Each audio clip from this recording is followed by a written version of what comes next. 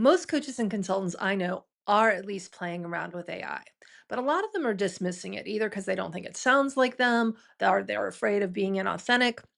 Look, there are other ways to leverage this power that can actually save you a lot of time and maybe even increase your profitability. So I've been diving down the rabbit holes on this so you don't have to.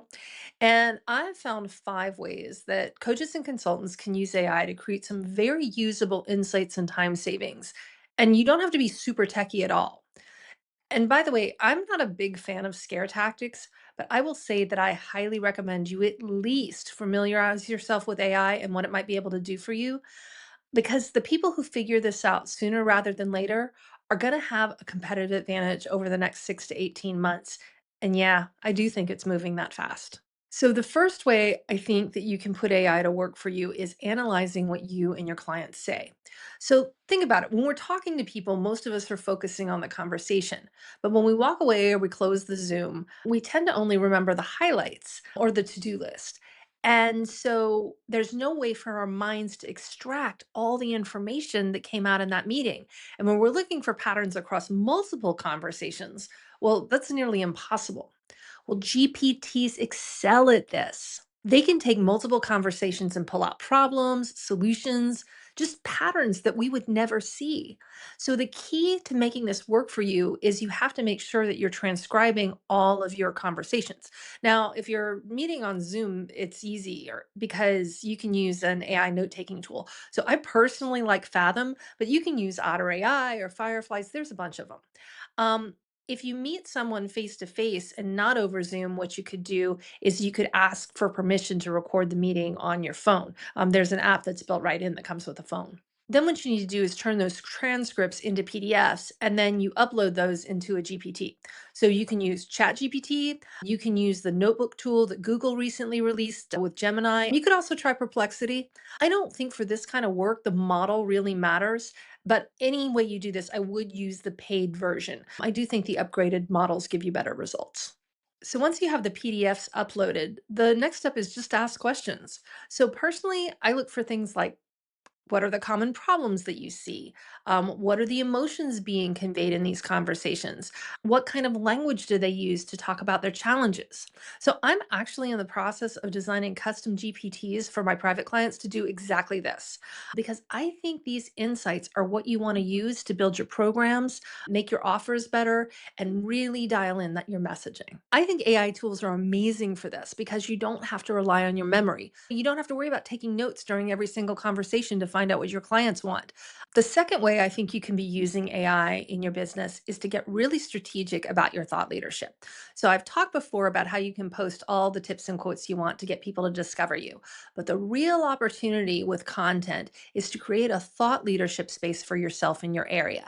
And AI can save you a ton of time in this department. So, in Business Breakthrough, I work with my clients to build frameworks, a consistent process or approach that you use to solve clients' problems. And then we build the thought leadership content around that. So, if you haven't created your framework yet, AI can actually help you create it and then build content pillars around it. So, once you have those content pillars, then you can use AI to help you generate draft ideas for your core platform, whether that's a blog or a podcast or videos. I will tell you, I actually use a custom AI that I trained to sound like me, and it does save me time helping me outline.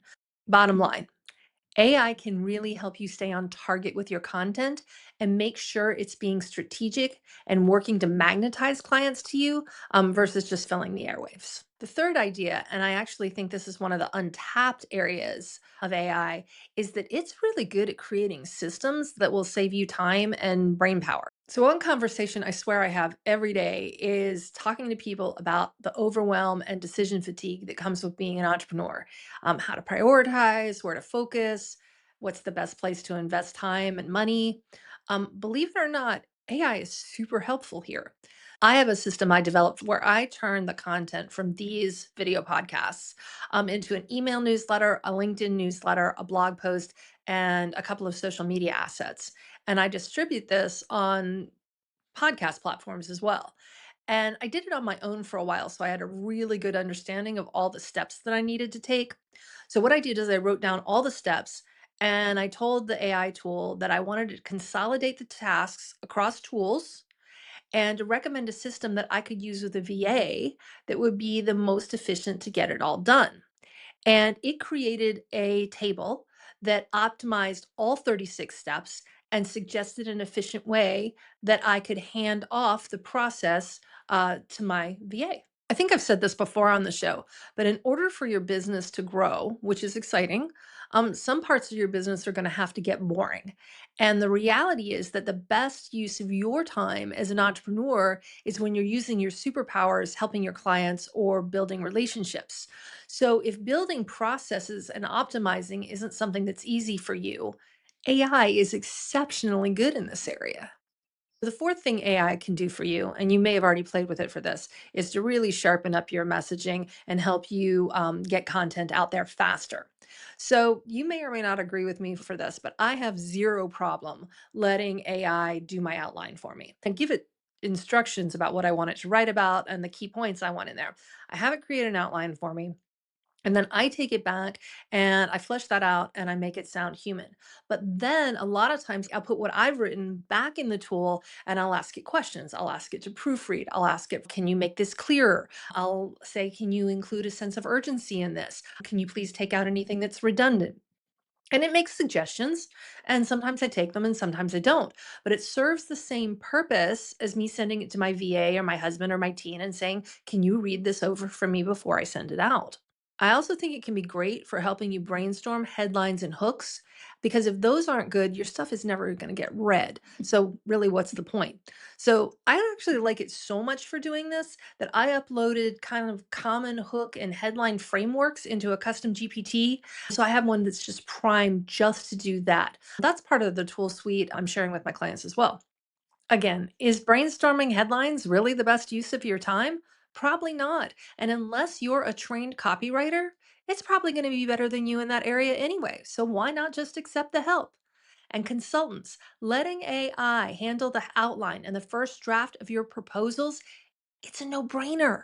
Just create a custom GPT that has your stock proposal components, and then you feed in the key terms of the agreement and let it do its thing. And then you take it back and you put in the touches that make it human and uniquely yours.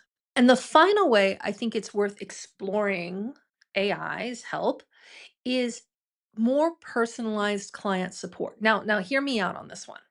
I am not suggesting you use the AI to solve problems for clients instead of you. But I think there are ways you can integrate AI into your client work. They're going to save you time and potentially create better results for your clients.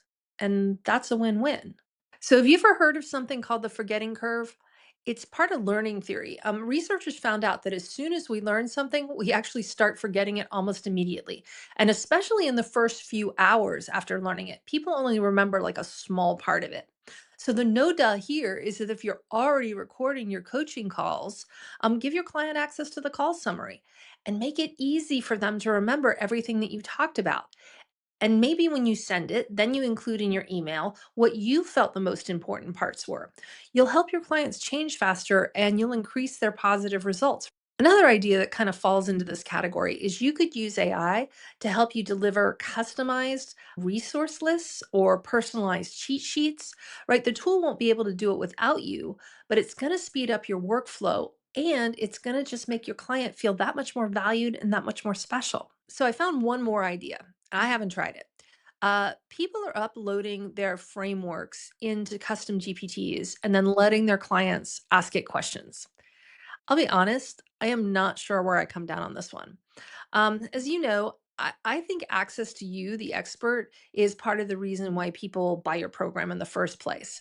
And I think it can really increase the value of your program. So we don't want to lose that.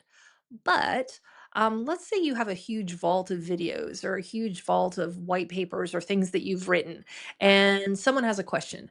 What the GPT might be able to do is surface all of the different areas where you've answered that question, and then they could go and visit that for themselves. I'm not sure.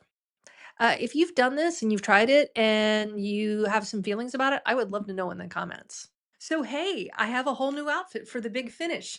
It's because when I went to edit this episode, I found out that I had accidentally turned the mic off for the last part. So, you can know that I'm not a bot, I'm actually making these episodes for you. So, look, do I think AI is coming for your job? Well, not right this minute, because I think AI is really good at generating answers, but you have to be asking the right questions. And that's the true gift of most good coaches and consultants that I know. They ask the right questions.